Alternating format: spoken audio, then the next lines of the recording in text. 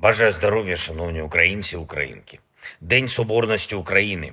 Ще раз вітаю усіх зі святом і з тим, що наш народ, наша держава дійсно відчули, що таке потенціал соборності і яку силу дає єдність усього народу. Саме завдяки єдності Україна вистояла у цій війні і захищається від російської навали.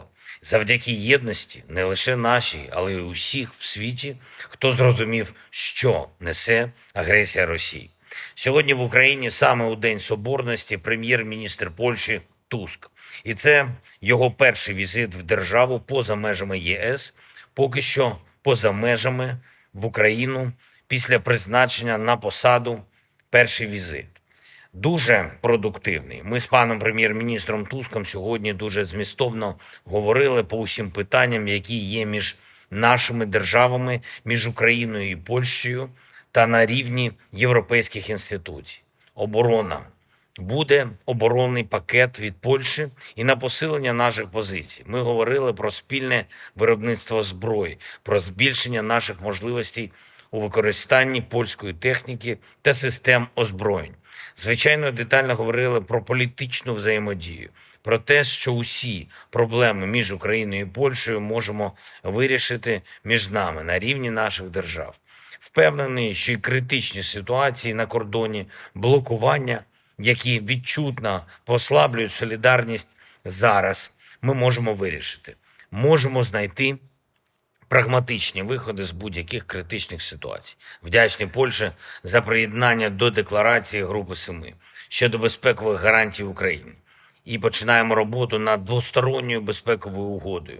Детально обговорили наш рух в Євросоюз, наші очікування від саміту НАТО цього року. Польща може допомогти, і, до речі, дуже важливо, що досвід Польщі та прем'єр-міністра Туска особисто досвід у відносинах з європейськими інституціями може значно посилити наші дії, наші рішення. Ми будемо використовувати. Домовились про формат. Хороша була сьогодні зустріч і розмова у Києво-Могилянській академії зі студентами і студентками наших університетів. Ми були разом з паном прем'єр-міністром Польщі. Я вдячний усім студентам, студенткам за увагу до цієї зустрічі та за глибокі питання. Відзначу кілька нарад за сьогодні. Перша – деталізуємо нашу подальшу роботу з партнерами на цей місяць, наступний – до кінця лютого. Україна має бути і буде у порядку денному світу. Готуємо необхідні перемовини і документи. Друга нарада щодо російських активів, які заморожені в різних юрисдикціях та мають бути використані для захисту від російської агресії. Додаємо міцності нашій позиції справедливості. І третє. Сьогодні урядовці зустрічалися з представниками українського бізнесу. Дискусія непроста, є серйозні питання, є дійсно складнощі. Я ознайомився з деталями, попросив зробити необхідні напрацювання, щоб всі складнощі між урядовцями, бізнесом, правоохоронцями були зняті.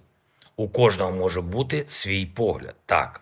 Але у час війни ми всі маємо бути об'єднані одним завданням – міцністю України, силою нашого суспільства, нашої економіки. Усі напрацювання будуть представлені на РНБО.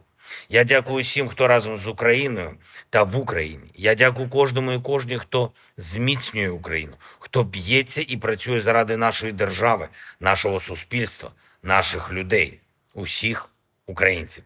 Слава Україні!